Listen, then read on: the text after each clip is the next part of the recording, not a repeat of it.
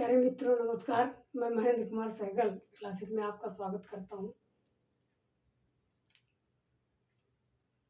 और मैं आशा करता हूं कि आप सभी मित्र बहुत अच्छे होंगे। मित्रों, आज हम जोना रेटिकुलेरिस कोशिका के बारे में, सेल के बारे में पढ़ेंगे या अध्ययन करेंगे। मित्रों, हमने इसके पहले 2 सेल बताया था, एक जोना ग्लोमेरुलोसा और दूसरा आपको बताया था जोना फैसिकुलेरिस। तीसरा सेल के बारे में आपको पढ़ना है जहाँ से सेक्स हार्मोन रिलीज होता है, निकलता है। तो जोना फैसिक आइए मित्रों, तो हम अपने टॉपिक पर चलते हैं। मित्रों, जोना रेटिकुलेरिस जो कोशिका होती है, सेल होती है, उससे कौन हार्मोन निकलता है? Sex hormone. अब सेक्स हार्मोन की बात करें तो पुरुष, मेल और फीमेल दोनों आ जाते हैं, पुरुष और स्त्री दोनों आ जाते हैं,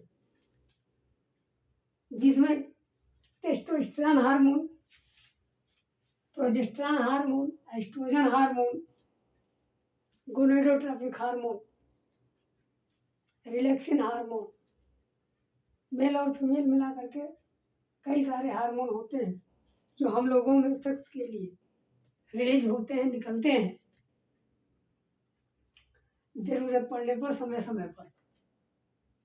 तो मित्रों, सेक्स हार्मोन पढ़ने से पहले, जानने से पहले हम कुछ लक्षण जान लेते हैं। जैसे कभी कभी ये होता है, आपने देखा होगा, कभी कभी फीमेल में मेल के लक्षण आ जाते हैं तो उनके कैरेक्टर बदल जाते हैं, और कभी कभी मेल में फीमेल के लक्षण आ जाते हैं तो उनकी अलग कैरेक्टर बदल जाते हैं। तो उसी के बारे में आज हम अध्ययन करेंगे। इसके बाद सेक्स हार्मोन पर चलेंगे। तो मित्रों, सबसे पहले हम बात करते हैं तो ये 2 लक्षण पाए जाते हैं। एक होता है वायरिलिज्म, दूसरा होता है गायनेकोमास्टिया। तो पहला जो होता है क्या? वायरिलिज्म। अब वायरिलिज्म कहा किसको जाता है? तो मित्रों, आपको भी हमने बताया कि जब फीमेल में, स्त्री में मेल के कुछ लक्षण आ जाए, जब फीमेल में मेल के कुछ लक्षण आ जाए या स्त्री में पुरुष के कुछ लक्षण आ जाए तो उसे हम वायरिलिज्म कहते हैं। अब वायरिलिज्म में लक्षण क्या क्या होता है? इसमें लक्षण जो होते हैं, इसमें आवाज मोटी हो जाती है। फीमेल की जो आवाज होती है वो कैसी हो जाती है? मोटी हो जाती है। अत्यधिक बाल का विकास होने लगता है, सेक्स की अत्यधिक इच्छा जागने लगती है, मुहासे वगैरह निकलने लगते हैं। ये सब वायरिलिज्म के लक्षण होते हैं। और इसका कारण क्या है? इसमें होता क्या है वायरिलिज्म में? वायरिलिज्म में एड्रिनल ग्लैंड, आपने जो पढ़ा है, एड्रिनल ग्लैंड में ट्यूमर हो जाता है या ओवरी ट्यूमर हो जाता है।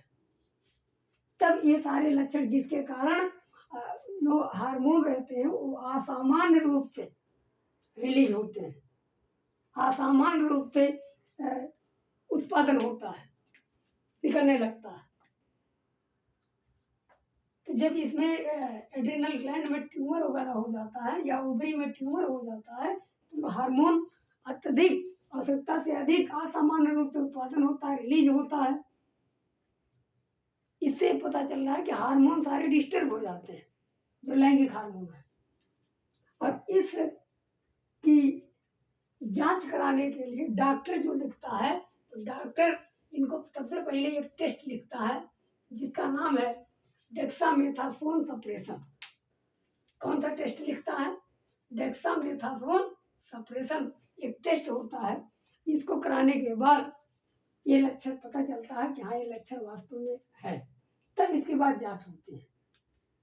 इसमें क्या होता है, इसमें या तो डॉक्टर इसको ऑपरेशन भी करते हैं, लेकिन ये पूर्ण रूप से सक्सेस नहीं माना जा सकता।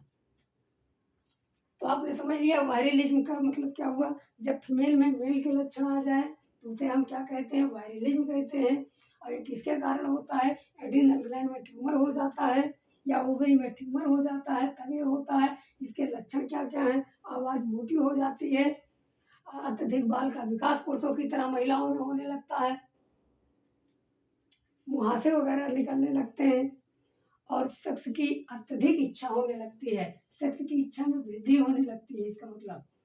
और असामान्य रूप से यहाँ जो है क्या होता है? हार्मोन का उत्पादन होता है।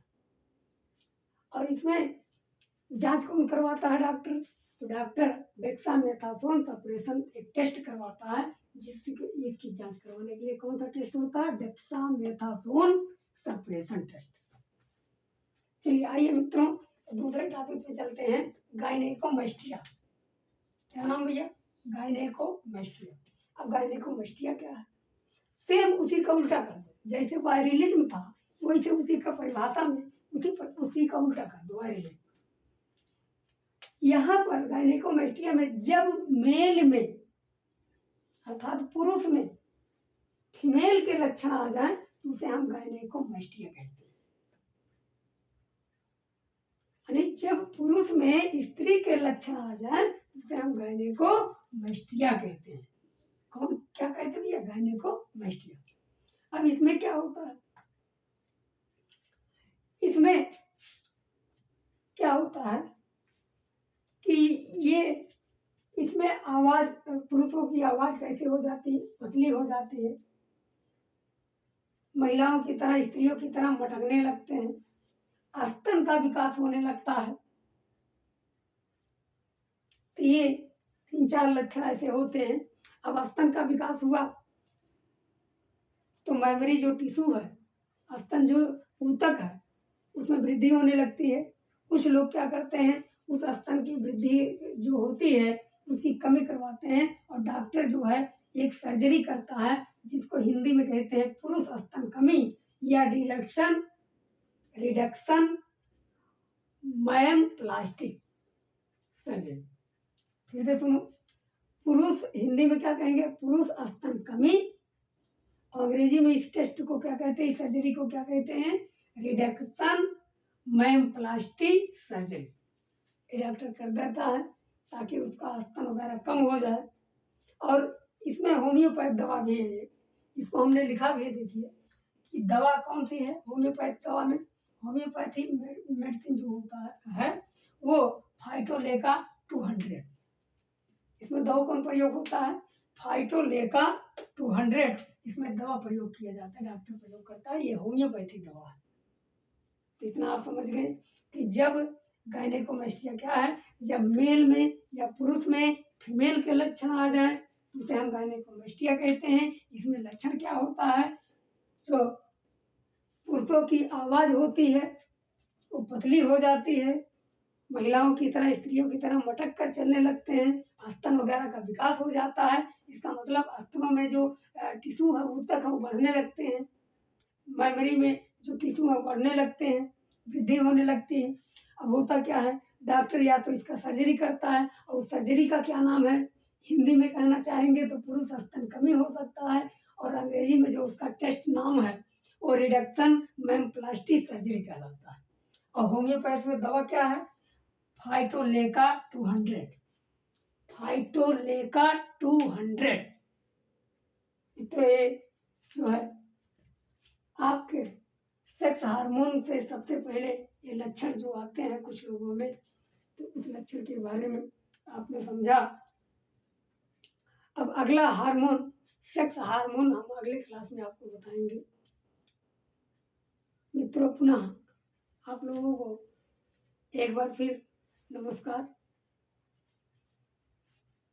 और सभी मित्रों को धन्यवाद।